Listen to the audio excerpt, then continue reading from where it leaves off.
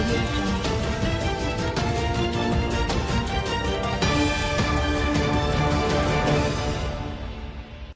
News 24 এর সকালের সংবাদে আপনাকে স্বাগতম। প্রথমেই জানিয়ে দেব সংবাদের শিরোনাম, পরে থাকবে বিস্তারিত। শুরুতেই জানাবো আওয়ামী লীগ কর্মীর গালে জুতা পেটা, পদ গেল সেই ছাত্রলীগ নেতার। এরপরে থাকছে খালেদা জিয়ার জামিন পাওয়ার যোগ্য, মন্তব্য সাবেক বিচারপতির। এছাড়া থাকছে বিএনপি অতীত অপরাধের প্রায়শ্চিত্ত করছে, মন্তব্য চরমোনাই পীরের। রয়েছে এমন আন্দোলন শুরু হবে, সরকার ক্ষমতায় থাকতে পারবে না। এবং সবশেষে জানাবো জমি নিয়ে বিরোধ সালিশে প্রাণ গেল গ্রাম পুলিশের। এতক্ষণ শুনছিলেন সংবাদের শিরোনাম, এবারে বিস্তারিত। আওয়ামী লীগ কর্মীর গালে জুতা পেটা, পদ গেল সেই ছাত্রলীগ নেতার। ঝিনাইদহের মহেশপুর উপজেলা ছাত্রলীগ সভাপতি আরিফুজ্জামান বিপাশকে পদ থেকে অব্যাহতি দেওয়া হয়েছে। শনিবার দুপুর 2টার দিকে জেলা ছাত্রলীগের সভাপতি রানা হামিদ ও সাধারণ সম্পাদক আব্দুল আউয়াল স্বাক্ষরিত এক প্রেস বিজ্ঞপ্তিতে এ খবর নিশ্চিত করা হয়েছে। হাসপাতালে চিকিৎসাধীন পিতা ও মায়ের সামনে দলীয় কর্মী এস এম সরকার ওরফে হোসেনের গালে জুতা মারতে বাধ্য করেন অব্যাহতিপ্রাপ্ত মহেশপুর উপজেলা ছাত্রলীগ সভাপতি। শুধু তাই নয়, ঘটনার ভিডিও ধারণ করে সামাজিক যোগাযোগ মাধ্যমে ছড়িয়ে দেওয়া হয়। শুক্রবার বিকেল 4টার দিকে হোসেনের অসুস্থ পিতা গিয়াসউদ্দিন সরকার মৃত্যুবরণ করেন। এতে সমালোচনার ঝড় ওঠে। খালেদা জিয়া জামিন পাওয়ার যোগ্য, মন্তব্য সাবেক বিচারপতির। সুপ্রিম কোর্টের সাবেক বিচারপতি মোহাম্মদ শহীদুল ইসলাম বলেছেন, খালেদা জিয়া যে অভিযোগের আসামি, আমার মনে হয় না সেখানে জামিন দিতে কোনো বাধা আছে। এই অভিযোগে তো মৃত্যুদণ্ড হয় না। মৃত্যুদণ্ডপ্রাপ্ত আসামির জামিনের ব্যাপারে শিথিলতা আছে, কিন্তু খালেদা জিয়া জামিন পাওয়ার যোগ্য, তিনি জামিন পেতে পারেন। শনিবার জাতীয় প্রেস ক্লাবে বিশ্ব মানবাধিকার দিবস উপলক্ষে human development society of Bangladesh আয়োজিত সেমিনারে অংশ নিয়ে তিনি এসব কথা বলেন। বিএনপিপন্থী ঢাকা সাংবাদিক ইউনিয়নের সভাপতি কাদের গনি চৌধুরী বলেন, একটা রাষ্ট্র কতটা সভ্য তা বোঝা যায় সেই রাষ্ট্রের মানবাধিকারের সূচক দেখে। কিন্তু দুঃখজনক, বাংলাদেশে মানবাধিকার বলতে কিছু নেই। বাংলাদেশে মানুষের স্বাভাবিক মৃত্যুর গ্যারান্টি নেই। যেখানে মানুষের স্বাভাবিক মৃত্যুর নিশ্চয়তা নেই, সেখানে মানবাধিকারের বিষয়টি তো বহুদূর। তিনি বলেন, সরকার হাজার হাজার কোটি টাকা লুটেপুটে খাচ্ছে, কিন্তু মিথ্যা মামলায় খালেদা জিয়াকে আটকে রাখা হয়েছে। আজকে প্রতি বছর 7 লাখ মানুষ বিদেশে চিকিৎসার জন্য যায়। সরকারি দলের একটি ছোট ছেলেও অসুস্থ হলে তাকে বিদেশে নিয়ে চিকিৎসা দেওয়া হয়। আর খালেদা জিয়ার চিকিৎসা হয় না, এটা কোনো সভ্য দেশে কল্পনাও করা যায় না। বিএনপি অতীত অপরাধের প্রায়শ্চিত্ত করছে, মন্তব্য চরমোনাই পীরের। ইসলামী আন্দোলন বাংলাদেশের আমির চরমোনাই পীর মুফতি সৈয়দ মোহাম্মদ রেজাউল করিম বলেছেন, আমরা আওয়ামী লীগ বিএনপির দালালি করি না। ইসলামের বিজয়ের জন্য, জনগণকে সঙ্গে নিয়ে আল্লাহর সন্তুষ্টির জন্য রাজনীতি করছি। বিএনপির ফাঁদে আমরা পা দেব না। আজ আওয়ামী লীগ যা যা করছে, বিএনপি অতীতে এর চেয়ে কম করেনি। অতীত অপরাধের প্রায়শ্চিত্ত করছে বিএনপি, এজন্য তাদের তওবা করে জাতির কাছে ক্ষমা চাইতে হবে। চরমোনাই দরবার শরীফের বার্ষিক ওয়াজ মাহফিলে শনিবার দ্বিতীয় দিন দুপুরে ওলামা মাশায়েখ সম্মেলনে প্রধান অতিথির বক্তৃতায় এসব কথা বলেন তিনি।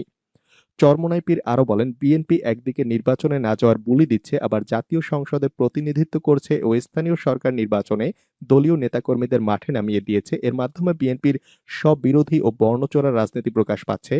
ইসলামের বিজয়ে দেশের ওলামায়ে কেরামদের ঐক্যবদ্ধ হওয়ার আহ্বান জানান চরমোনাই পীর।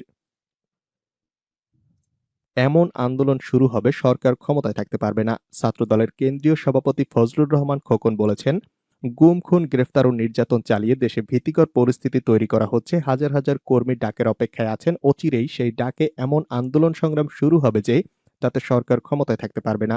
জয়পুরহাটের পাঁচবিবিতে সম্প্রতি যুব ও ছাত্রলীগের নেতাকর্মীদের হাতে নিহত পৌর ছাত্রদলের যুগ্ম আহ্বায়ক ফারুক হোসেনের বাড়িতে গিয়ে তার স্বজনদের সঙ্গে সাক্ষাৎ শেষে সাংবাদিকদের এসব কথা বলেন তিনি।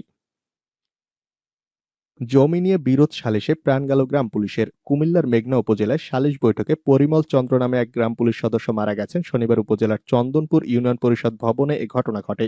নিহত পরিমল উপজেলার চন্দনপুর ইউনিয়নের অনুচন্দ্র দাসের ছেলে। জানা যায়, দীর্ঘদিন ধরে গ্রাম পুলিশ পরিমল চন্দ্র দাসের ভাই গৌরাঙ্গ চন্দ্র দাস ও আরেকজন গ্রাম পুলিশ হোমাস চন্দ্র দাসের ভাই সুভাষ চন্দ্র দাসের মধ্যে জমি নিয়ে বিরোধ চলে আসছিল। বিরোধ মীমাংসার জন্য চন্দনপুর ইউনিয়ন চেয়ারম্যান আহসানুল্লাহর কাছে লিখিত অভিযোগ করেন সুভাষ। এর ভিত্তিতে শনিবার সালিশ ডাকা হয়। সালিশের এক পর্যায়ে পরিমল ও হোমাস উত্তেজিত হয়ে যায়। পরে ইউপি চেয়ারম্যান তাদের ধমক দিয়ে বসতে বলেন। তখন দাঁড়িয়ে থাকা পরিমল হঠাৎ পড়ে যান। পরে স্বাস্থ্য কমপ্লেক্সে নিলে ডাক্তার তাকে মৃত ঘোষণা করেন। নৌকার পক্ষে কাজ করায় ছাত্রলীগ নেতাকে পিটিয়ে জখম। লক্ষ্মীপুরের রায়পুরে তৃতীয় ধাপের ইউপি নির্বাচনে নৌকার পক্ষে ভোট করায় হামলা চালিয়ে সাবেক ছাত্রলীগ নেতা সোহানুর রহমান সোহাগকে পিটিয়ে জখম করার অভিযোগ উঠেছে। দক্ষিণ চরবংশী ইউনিয়ন আওয়ামী লীগের বহিষ্কৃত সভাপতি আব্দুর রশিদ মোল্লার বিরুদ্ধে আহত সোহাগ এ অভিযোগ করেন। শুক্রবার রাতে উপজেলার দক্ষিণ চরবংশী ইউনিয়নের মোল্লারহাট বাজারে এ ঘটনা ঘটে। আহত সোহাগকে উদ্ধার করে স্থানীয়রা রায়পুর উপজেলা স্বাস্থ্য কমপ্লেক্সে ভর্তি করেন। সোহাগ ইউনিয়ন ছাত্রলীগের সাবেক সভাপতি ও ইউপি নির্বাচনে নৌকার প্রার্থী নবনির্বাচিত চেয়ারম্যান আবু সালেহ মিন্টু ফরাজীর পক্ষে কাজ করেন। আহত সোহানুর রহমান সোহাগ জানান, ২৮ নভেম্বরের ইউপি নির্বাচনে তিনি আওয়ামী লীগের মনোনীত প্রার্থীর ভোট করেছেন। এ নিয়ে প্রতিদ্বন্দ্বী প্রার্থী রশিদ মোল্লা, তার ছেলে মনির হোসেন মোল্লা ও দিদার হোসেন মোল্লা ক্ষিপ্ত ছিল। তাদের নির্দেশে মঞ্জু ও হোসেন মোল্লা সহ ৮ থেকে ১০ জন লোক একা পেয়ে ঘটনাস্থলে তার উপর হামলা চালায়। এ সময় তাকে এলোপাতাড়ি পিটিয়ে জখম করা হয়। এক পর্যায়ে ঘটনাস্থলে তিনি অচেতন হয়ে পড়েন। তার মাথাসহ শরীরের বিভিন্ন অংশে জখমের চিহ্ন রয়েছে।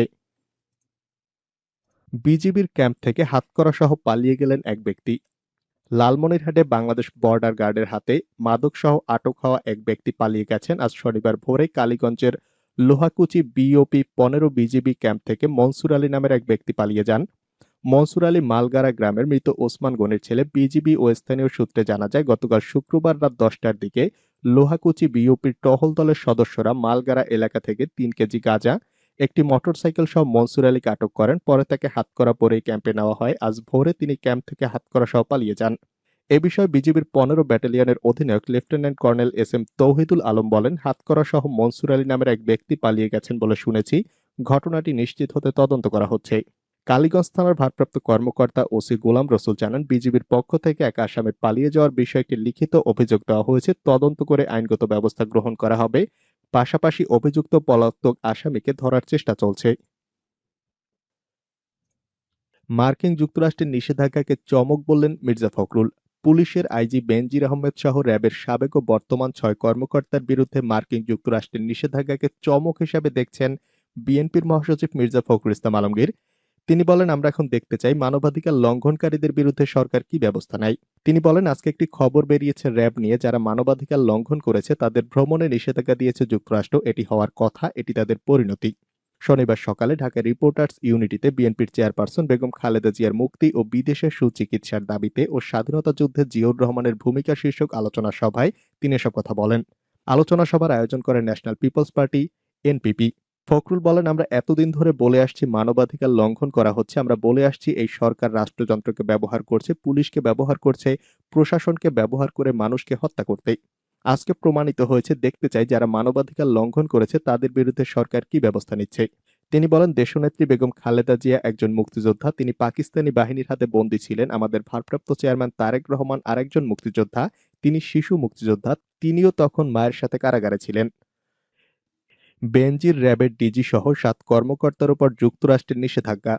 মানবাধিকার লঙ্ঘনের অভিযোগে র্যাপিড অ্যাকশন ব্যাটালিয়নের সাবেক ও বর্তমান ৭ কর্মকর্তার উপর নিষেধাজ্ঞা দিয়েছে যুক্তরাষ্ট্র। গতকাল শুক্রবার আন্তর্জাতিক মানবাধিকার দিবসে পৃথকভাবে এর নিষেধাজ্ঞা দেয় যুক্তরাষ্ট্রের ট্রেজারি ডিপার্টমেন্ট ও পররাষ্ট্র দপ্তর। নিষেধাজ্ঞার আওতায় আসা কর্মকর্তাদের মধ্যে র্যাবের সাবেক মহাপরিচালক বেনজির আহমেদ রয়েছেন। তিনি এখন বাংলাদেশ পুলিশের মহাপরিদর্শক। বেনজির আহমেদের ওপর যুক্তরাষ্ট্রে প্রবেশের নিষেধাজ্ঞা দিয়েছে দেশটির পররাষ্ট্র দপ্তর। পাশাপাশি যুক্তরাষ্ট্রের ট্রেজারি ডিপার্টমেন্টের নিষেধাজ্ঞার আওতায় পড়েছেন তিনি। এছাড়া র্যাবের বর্তমান মহাপরিচালক চৌধুরী আব্দুল্লাল মামুন, অতিরিক্ত মহাপরিচালক খান মোহাম্মদ আজাদ, সাবেক অতিরিক্ত মহাপরিচালক তোফায়েল মোস্তফা সরওয়ার, সাবেক অতিরিক্ত মহাপরিচালক মোহাম্মদ জাহাঙ্গীর আলম ও সাবেক অতিরিক্ত মহাপরিচালক মোহাম্মদ আনোয়ার লতিফ খানের উপরও নিষেধাজ্ঞা দিয়েছে মার্কিন ট্রেজারি ডিপার্টমেন্ট। এদিকে যুক্তরাষ্ট্রের পররাষ্ট্র দপ্তর পৃথক এক ঘোষণায় বেনজির আহমেদ এবং র্যাব ৭-এর সাবেক অধিনায়ক মিফতাউদ্দিন আহমেদের উপর সেদেশে প্রবেশের নিষেধাজ্ঞা দিয়েছে। ২০১৮ সালের মে মাসে কক্সবাজারের টেকনাফ পৌর কাউন্সিলর একরামুল হককে বিচার বহির্ভূত হত্যাকাণ্ডের মধ্য দিয়ে গুরুতর মানবাধিকার লঙ্ঘনে সম্পৃক্ততার জন্য এ দুজনের বিরুদ্ধে এ ব্যবস্থা নেওয়ার কথা জানানো হয়েছে। যুক্তরাষ্ট্রের রাজস্ব বিভাগের বৈদেশিক সম্পদ নিয়ন্ত্রণ দপ্তর সরকারের এক নির্বাহী আদেশের আওতায় এ নিষেধাজ্ঞা দিয়েছে। এ আদেশে মানবাধিকার লঙ্ঘন ও দুর্নীতিতে সম্পৃক্ত ব্যক্তির সম্পদ বাজেয়াপ্তের কথা বলা হয়েছে। রাজস্ব বিভাগের বিজ্ঞপ্তিতে র্যাবকে একটি বিদেশি সংস্থা হিসাবে মার্কিন সরকারের নির্বাহী আদেশের অধীনে রাখা হয়েছে। এর ফলে প্রাতিষ্ঠানিকভাবে র্যাবও মার্কিন নিষেধাজ্ঞার আওতায় এসেছে। মার্কিন নিষেধাজ্ঞার বিষয়ে জানতে চাইলে গতকাল রাতে স্বরাষ্ট্রমন্ত্রী আসাদুজ্জামান খান কামাল প্রথম আলোকে বলেন, আমরা শুনেছি, কিন্তু আনুষ্ঠানিকভাবে এখন আমাদের কিছু জানায়নি। আনুষ্ঠানিকভাবে জানালে আমাদের সচিবের সঙ্গে বসে এ বিষয়ে আমরা মতামত জানাবো। এদিকে র্যাবের ৭ কর্মকর্তার পর জেনারেল আজিজের মার্কিন ভিসা বাতিল। সাবেক সেনাপ্রধান জেনারেল আজিজকে যুক্তরাষ্ট্রে অবাঞ্ছিত ঘোষণা করা হয়েছে। ইতোমধ্যেই তার মার্কিন ভিসা বাতিল করা হয়েছে। এক পত্র মারফত জেনারেল আজিজকে এই সিদ্ধান্তের কথা জানিয়ে দেওয়া হয়েছে। কাতার ভিত্তিক টেলিভিশন নেটওয়ার্ক আল জাজিরার জেনারেল আজিজের দুর্নীতি ও নানা অনিয়মের খবর প্রচারের পর যুক্তরাষ্ট্র এই সিদ্ধান্ত নিয়েছে বলে ধারণা করা হচ্ছে। উল্লেখ্য, জেনারেল আজিজ আহমেদ ২০২১ সালের ২৪শে জুন অবসরে যান। র‍্যাব কর্মকর্তাদের নিষেধাজ্ঞার জন্য দায়ী প্রধানমন্ত্রী, মন্তব্য রুহুল কবির রিজভীর।